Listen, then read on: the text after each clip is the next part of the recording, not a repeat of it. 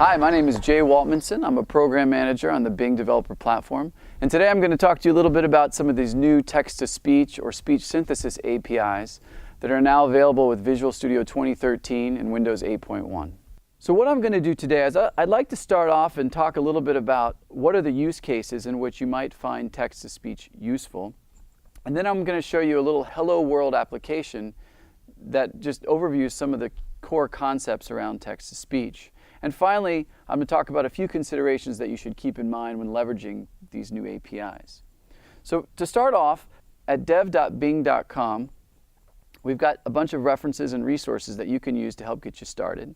So why would you use text-to-speech? Well, one is you may want to add custom accessibility to your app.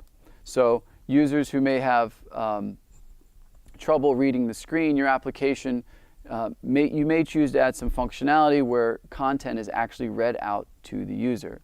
There's also on these on-the-go scenarios where the user may not be fully engaged with the screen, and so reading out the content can also be useful. Multitasking scenarios, like if a user's in the kitchen, for example, where their eyes are busy and they're having a difficult time interacting with the screen, or they're maybe doing something else at the same time, you can also choose to read out content from your Windows Store app. There's also some other interesting cases where you can use text-to-speech. One may be for debugging. So even on a release build, you may have a reason where you don't want to compromise what's happening in the UI. And so you can actually read out content or events or information from your code during runtime. And that might be a useful scenario. And finally, combining this text-to-speech functionality with the new Bing speech recognition control that's also available for Windows 8.1, you can create some in-app dialogue experiences where you can actually ask users questions, get their input, and read out confirmations using speech synthesis. And that's another personal assistant-like apps we've seen doing that already on Windows Phone.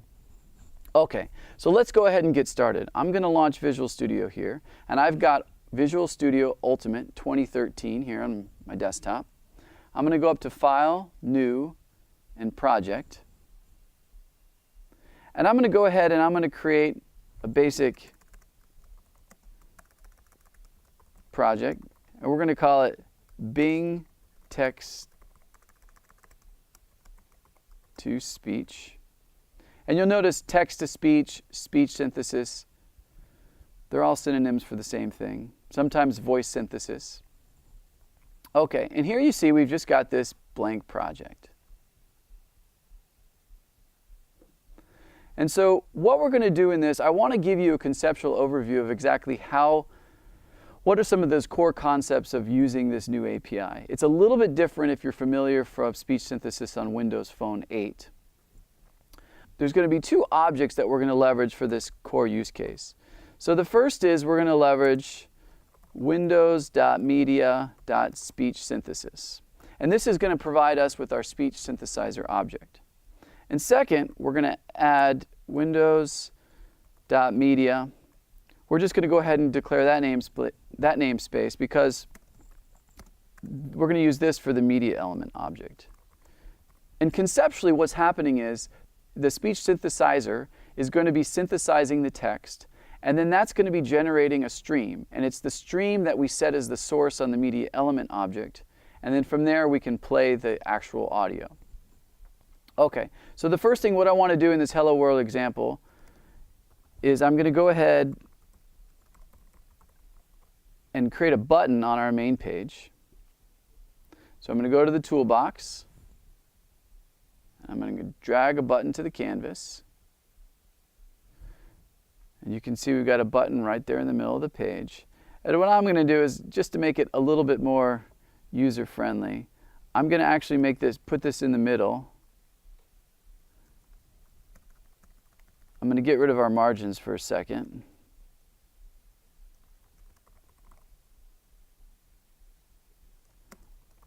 And I'm going to make the width, let's say 300, and I'm going to make the height, make that 250. And then let's just go ahead in the designer. We want to see the whole thing. And let's just make our font a little bit bigger as well.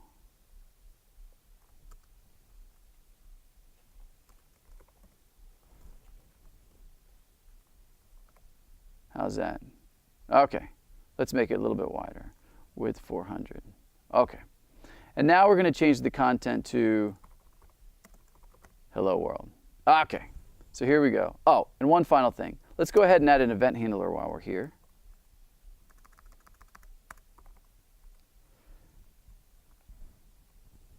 All right, and we're going to name that event handler button hello tapped. And we'll have to add a name as well so we can reference this in the code behind.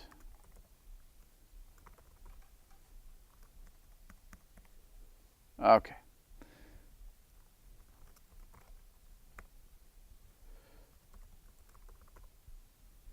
Okay, pretty straightforward. So again, the object is we want to click on that button and then we want to speak out the content of that button. So what we've done is we've gone ahead and declared these two namespaces, and here at the top, this is just illustrative, but what we want to do is we want to make, we're going to declare two objects, the speech synthesizer, and we'll just call that synth for now. And we're going to create a media element object, and we'll just call that media. And then from our tapped event handler, we can actually do what we need to do with these two. Now, if you're actually going to be having a more, for an actual application, you're probably going to want to have an initialize speech synthesis method upon initialization. But for the purposes of this demonstration, I'm just going to go ahead and initialize those here on the main page constructor. So I can say synth new speech synthesizer, and then media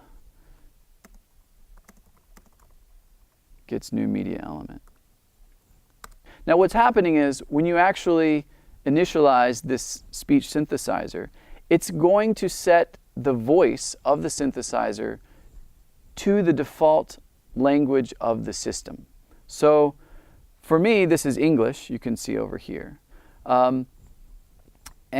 This is kind of a key concept that you have to keep in mind. The synthesizer should be set to the voice of the content that you're going to be reading out. So this is an important consideration. For example, if you expect your users to be on an English system but reading content in Spanish, you're going to want to make sure that they've already pre-installed these voices. So there is a little bit of a limitation there. You do need to make sure, like upon initialization, that the languages of the content you'll be reading out are actually present on the user system. Okay, not sure why I put this there. All right, here we go. So basically what we've done is we've initialized both our synthesizer and the media, and then in our button tapped handler, what we want to do is we want to go ahead and read out the content of the button. So we'll just real quickly here,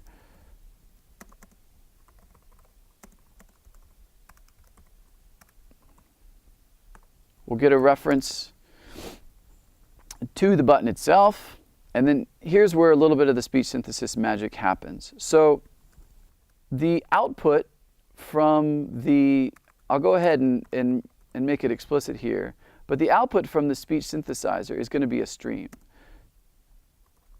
So what we're going to do is we're going to await this call, because this is an asynchronous call, and we're going to say synth.synthesize text to stream async. And so what this method does is takes a single argument, it takes a string text, and it generates a speech stream from the string input. And so our string input here is going to be the button content. I'll just be clear here that this is a string. And we're going to pass that over to return that into the stream object on the other side there.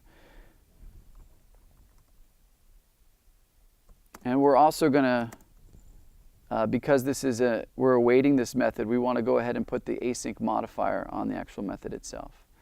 And then next what we're going to do is we're going to go ahead and we're going to take that media element and we're going to set its source to the stream.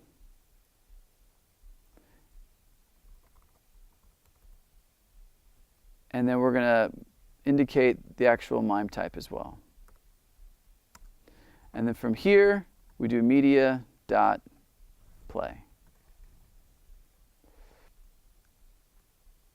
And that's it. And so by doing this, we should be able to compile.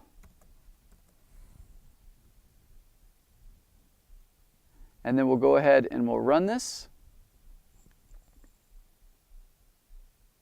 And what you'll hear is, Hello world. hello world. Fantastic. Hello world. And that's it. And that's really all it takes to get you started with a little hello world sample for speech synthesis. There are two final considerations I'm going to leave you with. One is if you're going to go down the route of reading out longer pieces of text, longer than, I'd say, like a sentence, you're going to want to figure out some ways to break up that content ahead of time and be able to handle preloading that into a media element object. And that's so the system can be responsive if a user is jumping between pieces of the audio. The great thing is that because we're actually placing that stream onto a media element object, user will have control over what they're listening to using volume up and down. You can actually even then start playing that content in the background if that's also part of your application scenario. Thanks for watching today. Hopefully you got a good introductory sense of the new text-to-speech APIs. Check out dev.bing.com for more information and samples to get you going.